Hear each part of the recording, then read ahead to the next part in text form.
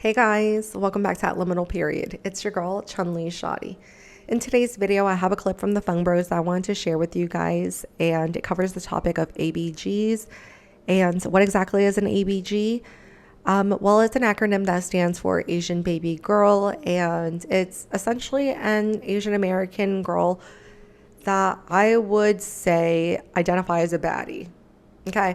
So anyways, I think it'll be very interesting to hear their take on what an ABG is. So without further ado, let's get into it. Should people leave the term ABG alone and stop trying to redefine it? Or is just anything Asian American not serious? So just call it whatever you want. What's going on, everybody? It's the Hot Pot Boys, David and Andrew here. We are talking about the term ABG and the potential redefinition of it. And if we continue to redefine that term ABG, does that mean that we just want to keep diluting our unique Asian American culture? Oh my, ABG is like the only word that people use, guys. If we keep redefining it, we just won't have anything. All right, so this was sparked by this viral meme on Your Everyday Asian. It has 4 different types of ABGs. It says, which type of ABG are you? Asian baby girl, Asian boss girl, Asian Bible girl, and Asian boba girl. Obviously, the traditional one is Asian baby girl. Now, we got to talk about why people want to keep redefining ABG. So I guess they didn't mention it, but ABG actually originated from the term Asian baby gangster, and it referred to the girlfriends of Asian gangsters that were on the West Coast that were predominantly from the Southeast region of Asia, so Cambodia, Laotian, Thai, and Vietnamese communities. To talk about why people want to keep redefining ABG and why people want their own ABG meaning for their own identity. And I do sympathize a lot with Asian females where they just don't have as many different representations in the media. Obviously, white women, you could be like Megan Fox, you could be like Kim K. Bruh, that's the same. Megan Fox or Kim K? It's the same. You're both bombshells. Whereas it's like for Asian women, are you a private school theatrical girl like a Sandra Oh, or are you a loud hipster girl like Ali Wong and Aquafina? And AKA, were you rich or were you poor? then you don't have a queen ABG that penetrated mainstream media to like help you define a girl that's from like an ethnic enclave. I have some reasons on why I think ABG is still such a used term. Here's the thing. It's the only ASEAN term that has standed the test ASEAN. of time. It's almost like the Air Force One. Reason number 1 why ABG has stuck around is 1, it implies that you are Asian American. Not from Asia, but you're Asian American. Number 2, it implies that you're kind of a desired woman from your group. So whether you're an Asian Bible girl or Asian boba girl, you are like the cute, desirable girl at church. I like to use Asian Bible girl as an example because it's like the farthest thing from the original ABG. Right, the most term. ridiculous reappropriation of the term. Right, but Asian Bible girl would be like, yeah, well, like I wanted my own Bible churchy term to be part of the Asian American vocab. Real quick, guys, I just want to go through this meme because I reposted this on Instagram and it actually got a ton of shares. Asian baby girl. This is the traditional definition. They use Gina Darling.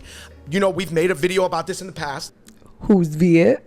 And basically, you know, it shifted over time to just be a look, but originally it was girlfriends of gangsters. Yes. Just like the word chola is meant for Latina girls of gangsters. And a lot of people don't know, Andrew, the chola was actually a lot of really smart people believe that was the original inspiration. Who are these for the really Asian smart baby girl people? in 93. Moving on. Not saying 2, they're wrong, but probably who? the biggest rival to the Asian baby girl is the Asian boss girl. And this was started probably from an entirely different group of Asian women who were not ABGs at all. Like they weren't graduating from ABGs and then became boss girls. It's really just meant for like the yappy, career-minded, you know, they're probably educated in college and they went on to do business. Maybe they're entrepreneurial, but either way, their calendars are filled up and they're very productive. I will say this though, I think that Asian boss girls still go to Asian clubs. They might not go to the same Asian clubs that the ABGs are going to, but I think they still like themselves in all Asian social environment. Yeah, and I think Asian boba girl and then Asian Bible girl, they're done as like a little bit more like parodies almost. Now, I do want to go back to Asian boss girl real quick. If we keep diluting ABG, the original meaning, then are we just diluting other Asian American terms? Because we should probably have a set dictionary definition of things. Because what happens is that the professional, the yappy women, which yappy is actually a term you can use, they kind of maybe appropriated or repurpose this term from a different group of women and then use it for their own kind of professional term. Right. You're saying that if ABGs came from a certain set of experiences that like Taiwanese girls don't generally go through, for example, and Taiwanese girls come up with Asian boss girl, and let's say Viet or Lao girls came up with ABGs or were the first group of ABGs, then it's a little bit like they don't have the right to reappropriate. And of course, this is just a silly Asian American term. Maybe. Okay, sorry, I just want to cut it real quick because, like, I understand the position that they're coming from as far as, like, sympathizing with, like, the original meaning of the word and, you know, appropriating it and whatnot. But at the same time, it's like words have meanings, and sometimes, like, when it's a made-up term like ABG, then the meaning continues to develop with the word and how it's used.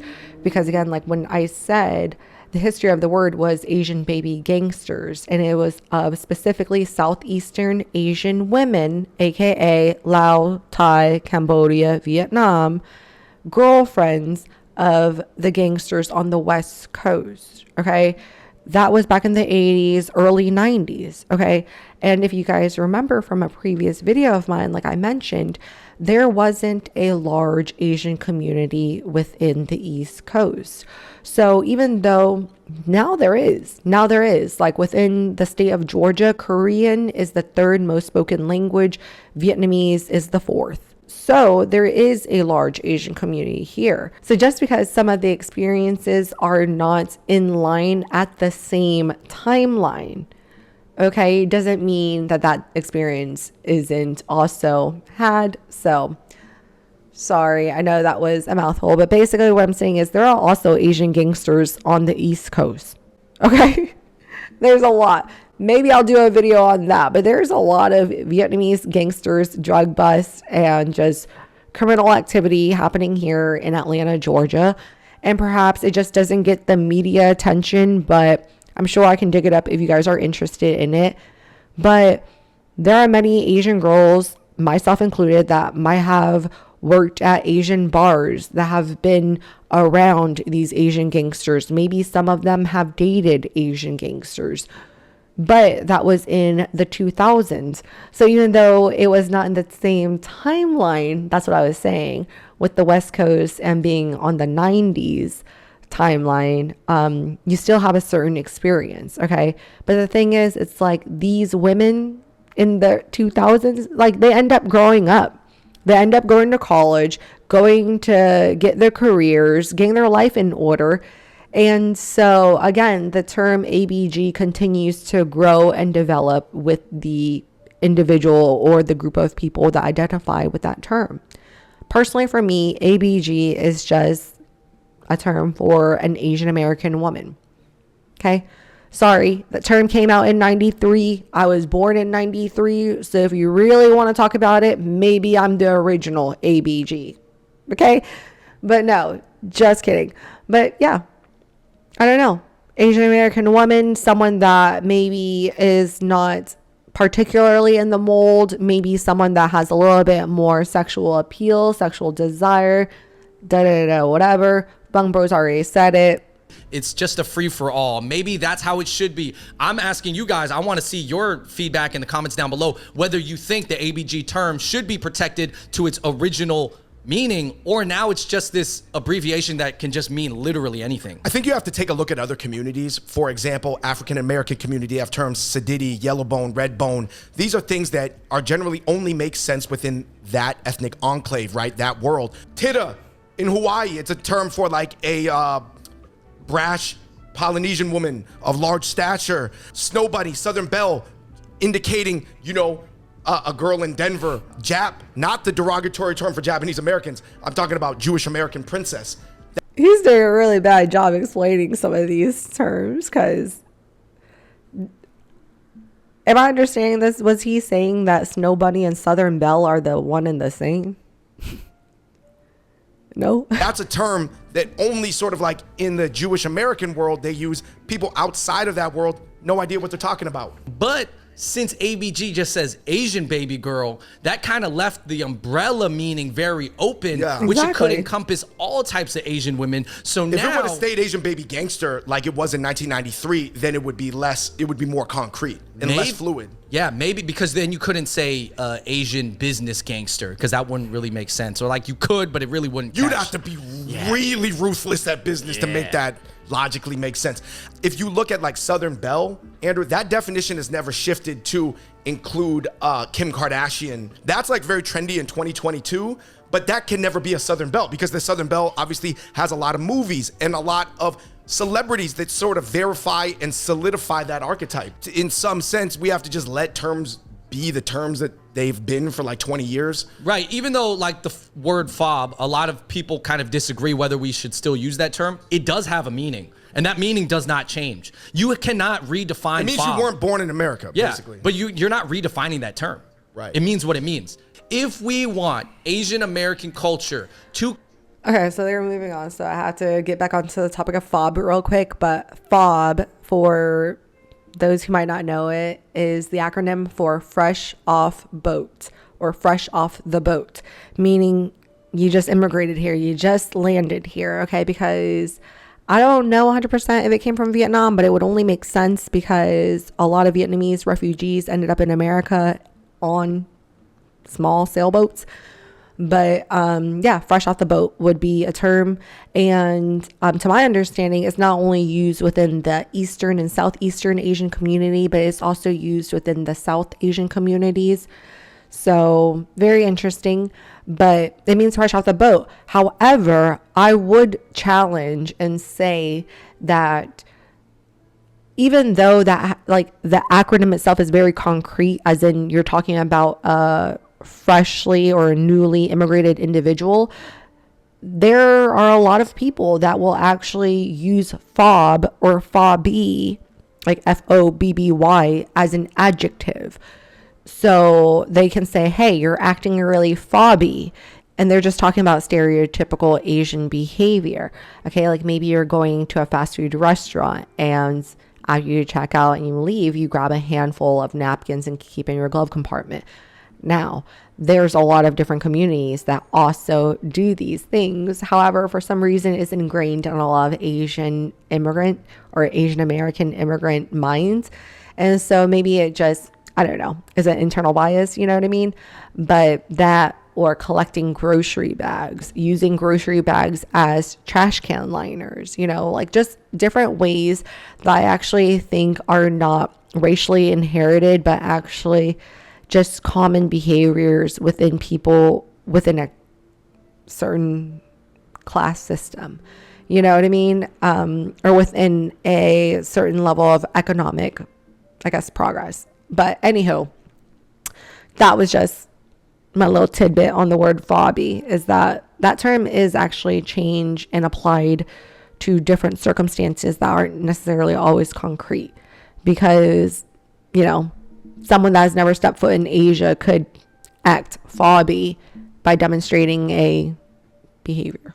continue and build up, and we want to build up this dictionary of Asian American terms, then we cannot keep redefining ABG. As silly as this sounds, and as maybe over serious as you think I'm taking this, we probably can't do that. Well, so many Asian American words, Andrew, in the past 30 years have like come in vogue and gone out of vogue. Whether that's AZN, I still like that word, but a lot of people think you're outdated for using it. And then I remember Phil Wang, he was coming up with something for second gen Asian Americans, ASN. So we would just say ASIN instead of like Asian, because Asian would be for people from Asia. It never took. Right. You know what I mean? Ricer's gone because most guys who used to drive souped up, you know, JDM rice rocket cars are more like onto exotics now. So it's like, Dan, can any terms like just stick around? Because doesn't that make you feel like you're part of a zeitgeist instead of always looking back to Asia and referencing like Uwu and anime and Naruto? Why do we always got to reference everything from Asia? Can we have anything of our own? Or is it just what it is? Because we're not like making a strong enough cultural push to develop our own identity that's not linked to the motherland. I'm not saying that's right or wrong. I'm just trying to ask people, what's the plan? If these words from our Asian enclaves in America cannot stand to be unique, then what does that mean for the future of our unique Asian American culture? That's the question. All right, everybody, that wraps it up. Please. Okay. Well, they're wrapping up the video, so I guess I will too. But I don't actually think that they defined what ABG is or Asian baby girl actually is. Like, I don't think that there were any, you know what I mean? Like, I don't know. Maybe I just got to do a second video on this to dig a little bit deeper into the history and understand the cultural context, because as I mentioned, to me, the term ABG or Asian baby girl just refers to an Asian American woman that identifies as a boss babe. You know what I mean? Someone that has the aesthetic, someone that takes care of themselves, someone that maintains themselves, maybe a little bit more on the bougier side, you know what I mean? Lashes, nails, you know. I don't know. Like, just imagine when you talk about a modern boss babe, what do you guys think of? You know, like, I've had plenty of videos talking about it. So just take that aesthetic and apply it to an Asian woman. That is your Asian baby girl. But again, just because the cover is one thing doesn't mean that that woman necessarily is. And I think that that is a differentiating factor between other women and ABGs. So perhaps I will do a deep dive into some of my friends if I can get their permission, you know, because I think that I am surrounded by quite a few ABGs or prior ABGs. However, they are choosing to define the term. Who are now business women, entrepreneurs, doctors, pharmacists. If you guys follow me on Instagram, then you guys saw that we just celebrated several birthdays this past weekend, several bridal showers over the last month. So anyways, I think that maybe it is time for an update in the definition or the lexicon of the Asian vernacular.